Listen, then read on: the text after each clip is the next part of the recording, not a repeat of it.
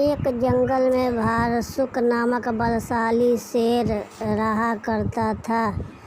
वह रोज शिकार पर निकलता और जंगल के जानवरों का शिकार कर अपनी भूख शांत करता था।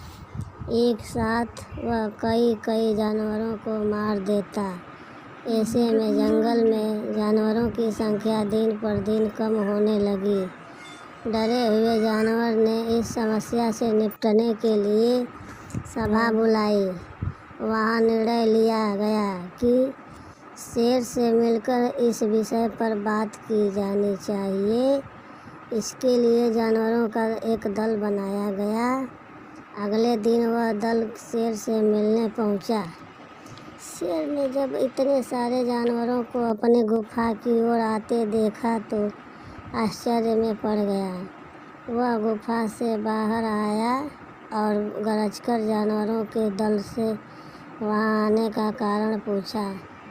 दल का मुखिया डरते डरते बोला, वनराज, आप तो वन के राजा हैं, हम सभी आपकी प्रजा हैं। आज आपकी प्रजा आपसे एक विनती करने आई है। वनराज, आप रोज शिकार पर निकलते हैं और कई जानवरों को मार देते हैं। आप उन सभी मरे हुए जानवरों का भक्षण भी नहीं कर पाते।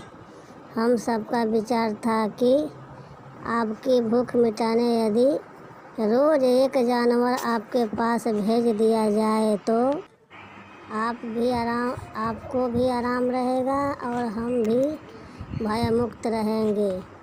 शेर को बिना मेहनत के शिकार प्राप्त हो रहा था, इसलिए उसने यह निवेदन स्वीकार कर लिया, किंतु साथ ही चेतावनी भी दी कि जिस दिन उसके पास जानवर नहीं पहुंचेगा, उस दिन वह सबको मार डालेगा।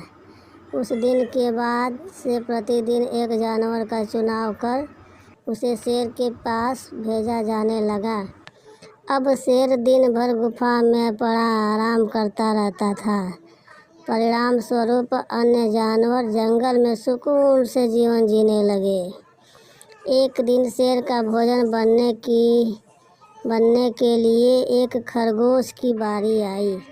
खरगोश ने शेर की गुफा की ओर चल पड़ा, किंतु मृत्यु निकट होने के कारण वह अत्यंत भयभीत था। चलते चलते रास्ते में एक कुआं पड़ा। कुएं के पास जाकर जब खरगोश ने उसमें झांका तो उसे अपनी परछाई दिखाई पड़ी। उसे क्षण खरगोश को अपनी जान बचाने का एक उपाय सूझ गया।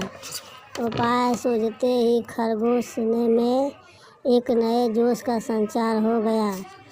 उसे शेर के पास जाने की कोई जल्दी नहीं थी। कुछ देर कुएं के पास आराम करने के बाद वह शेर के पास पहुंचा। इधर भूखा शेर अपने भोजन के आने में हो रही देरी से क्रोध में लाल पीला हुआ जा रहा था। जैसे ही उसने एक पीली सी खरगोश को देखा, उसका क्रोध और बढ़ गया। वह गरजकर खरगोश से बोला, पिद्दी खरगोश, मैं कब से प्रतीक्षा कर रहा हूँ और तू अब आया है। अब मेरी भूख बढ़ जाए चुकी है। तुझ अकेले से मेरा क्या होगा। तुझ पिद्दी को किस बेवकूफ़ ने मेरे पास भेजा है। तुझे तेरे बाद अब मैं उसे भी मारकर खा जाऊँगा। खरगोश हाथ जोड़कर घी पर अड़ाया, वनराज, देरी के लिए क्षमा कीजिए। हम लोग आपका शिकार बनने के लिए 4 निकले थे, किंतु 4 खरगोश निकले थे, किंतु रास्ते में एक दूसरे शेर ने हमें रोक लिया।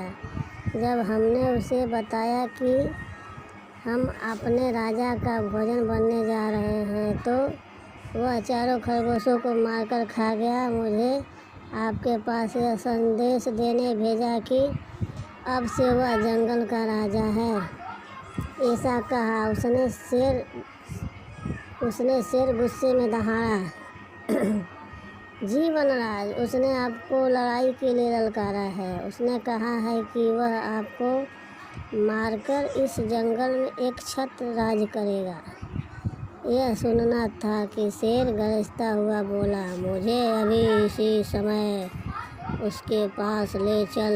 मैं उसे बताता हूँ कि इस जंगल का राजा कौन है। आज से आखिरी उसकी खैर नहीं। खरगोश तुरंत तैयार हो गया और शेर को लेकर कुएं के पास जाने लगा।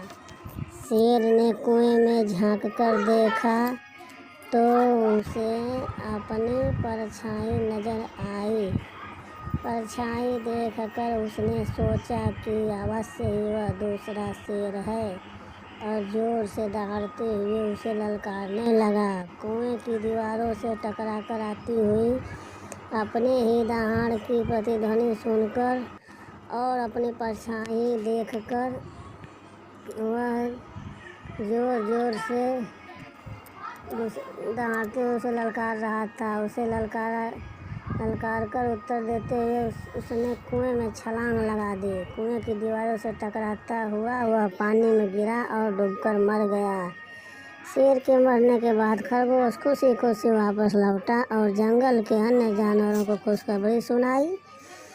सुनकर सभी जानवर बहुत खुश हुए। सबने खरगोश की खूब प्रशंसा की। सीख लाइन एंड ड्राइवेट स्टोरी मोरल, बुद्धि बल सबसे बड़ा बल होता है, इसलिए मुश्किल घड़ी में बुद्धि से काम लेना चाहिए।